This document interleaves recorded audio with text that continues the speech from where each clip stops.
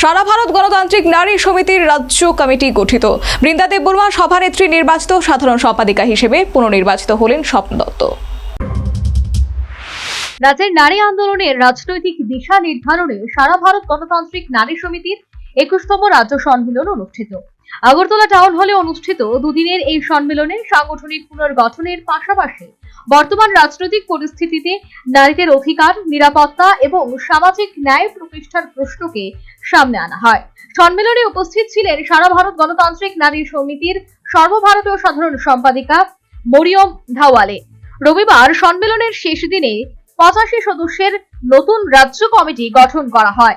পাশাপাশি 23 সদস্যের সম্পাদক মণ্ডলী নির্বাচিত হয়েছে, যা আগামী দিনের সংগঠনের আন্দোলন এবং রাজনৈতিক কর্মসূচির দিক নির্দেশ নির্ধারিত করবেন। দুদিনের সম্মেলনে রাজ্যের বর্তমান পরিস্থিতি, কর্মসংস্থানের অভাব, পাশাপাশি কেন্দ্র এবং রাজ্যের সার্বিক বিষয়বস্তু নিয়ে আলোচনা হয়েছে বলে সম্মেলনের শেষে সাংবাদিকদের জানান সারা ভারত গণতান্ত্রিক নারী সমিতির সর্বভারতীয় সাধারণ সম্পাদক মরিয়ম ধাওয়ালে। यहाँ 2 दिन में त्रिपुरा के अंदर जो हालात हैं बीजेपी की सरकार आने के बाद, और दिल्ली के अंदर जो सेंट्रल गवर्नमेंट बैठी है उसके जो पूरे परिणाम पड़ रहे हैं उसकी पॉलिसी का, उसके ऊपर बहुत गंभीरता से बात हुई।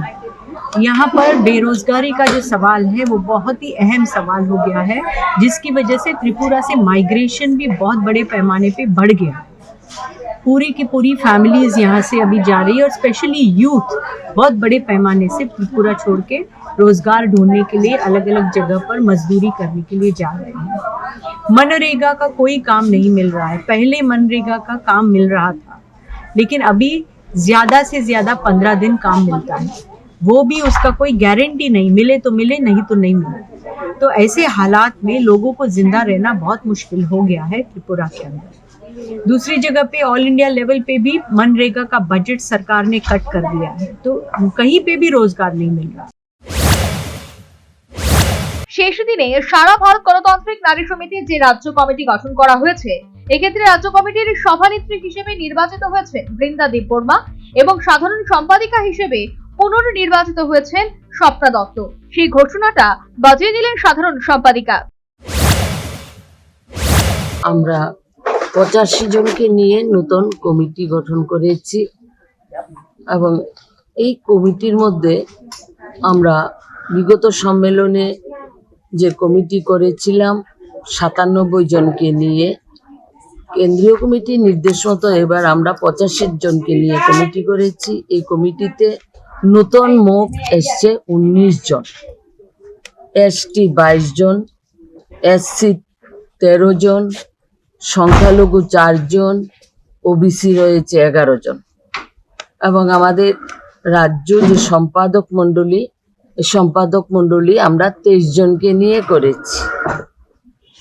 এখানে এই সম্মেলন থেকে আমাদের নতুন সভানেত্রী এখানে নির্বাচিত হয়েছেন কমরেড বৃন্দা দেববর্মা। সম্পাদিকা হিসাবে আমাকে পুনর্বার নির্বাচিত করা হয়েছে। নেতৃত্ব নির্বাচনের মধ্য দিয়ে সংগঠনের ধারাবাহিকতা এবং অভিজ্ঞতার প্রতি আস্থা প্রকাশ পেয়েছে বলে মনে করছেন রাজনৈতিক বিশেষজ্ঞ মহল। এছাড়া সংগঠনের পথ প্রদর্শক হিসেবে 3 জন প্যাট্রন নির্বাচিত করা হয়েছে।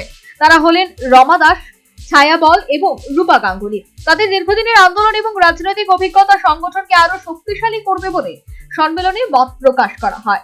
সম্মেলনে নারী নির্যাতন, মূল্যবৃদ্ধি, কর্মসংস্থানের অভাব, সামাজিক বৈষম্য এবং গণতান্ত্রিক অধিকার সংকোচনের বিরুদ্ধে ঐক্যবদ্ধ আন্দোলনের আহ্বান জানানো হয়। বক্তারা অভিযোগ করেন, বর্তমান রাজনৈতিক পরিস্থিতি নারীদের উপর চাপ বেড়েছে, অথচ সরকার নীরব ভূমিকা পালন করছে।